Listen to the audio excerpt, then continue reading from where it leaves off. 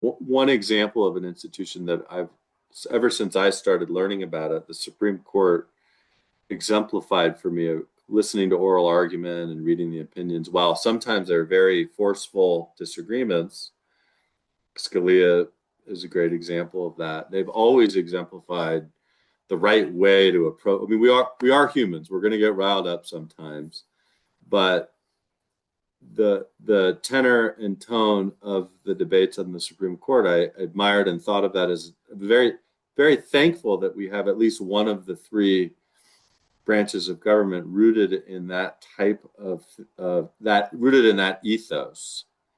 You seem to Yes. think, if I heard you correctly, that that's uh, deteriorating at least to some extent. So why don't you talk a little bit more about that? Because it's really important. I don't want to lose the court. I don't want them to Yes. turn into the Tea Party in Congress. And so where is that headed, and what do you think in terms of how they are communicating with each other?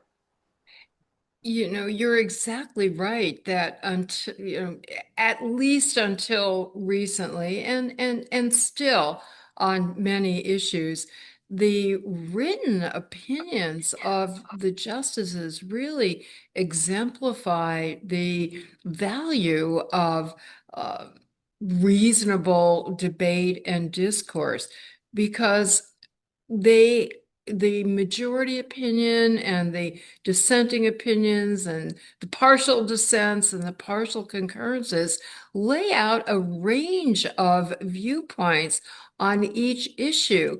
And they make very plausible arguments, which really underscore that the difficult issues and the important issues are all difficult, are not matters of simple black and white binary debates, but there are many, many shades of gray, if I can use that Absolutely. phrase in this context.